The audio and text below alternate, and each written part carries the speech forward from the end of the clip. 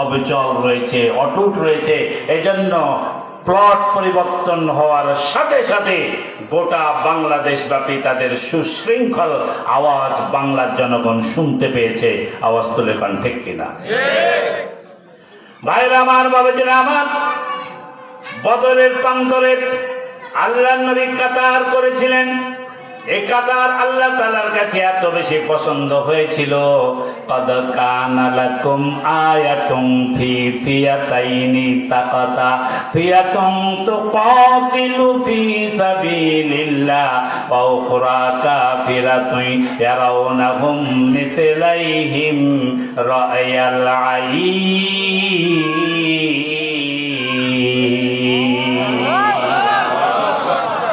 সূরা আলে ইমরানের 13 নম্বর আয়াত। সুবহানাল্লাহ বলেন। কাতারের কথা চলছে। কাতার সফ মানে হলো কাতার, সূরাতুস সফ।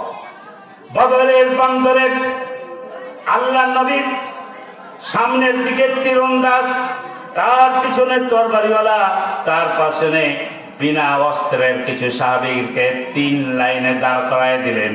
3 লাইনে দাঁড় করালেন। আল্লাহ নবী আরশিতে অবস্থান করছিলেন। যে আরশির মধ্যে আল্লাহ নবী অবস্থান করছিলেন, আপনারা এখনো বদরে যাবেন, ওই জায়গাতে একটা মসজিদ আছে। মসজিদের নাম হলো মসজিদে আরশি, আছে না? ওই আরশিটাই হলো আল্লাহ নবীর তাবু। ওখানেই নবীজি তাবু গেড়ে আল্লাহর কাছে দোয়া করলেন, মাওলা গো, আমি কাতার দাঁড় করিয়ে দিয়েছি, এই যুদ্ধের ময়দানে বিজয় ডঙ্কা বাজানোর দায়িত্ব তোমার। আল্লাহ রাব্বুল আলামিন প্রথমে 1000, তারপরে 2000, তারপরে 3000, এরপরে 5000, এই 313 জনের সাথে 5000 ফেরেশতা আল্লাহ তাআলা নাজিল করলেন। ফেরেশতারা কাতারে কাতারে লাইন লাইন হয়ে দাঁড়িয়ে গেল। আর ফেরেশতাদের কাতার দেখে দেখে মক্কার কাফেররা ভয়ে ভীত হয়ে বদরের ময়দান ছেড়ে পালিয়ে গেল। ইসলামের বিজয় চলে আসলো।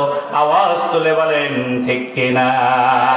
যারা কাতার মজবুত রাখবে, যাদের মধ্যে শৃঙ্খলা থাকবে, যাদের কর্মী বাহিনী আগেও যেমন এখনো তেমন, যাদের মধ্যে কোনো পরিবর্তন নাই, এদের সাথে আল্লাহর ফেরেশতারা ওই কাতারে দাঁড়িয়ে ওদেরকে বিজয় ডঙ্কা বাজানোর কাজে সহযোগিতা করবে।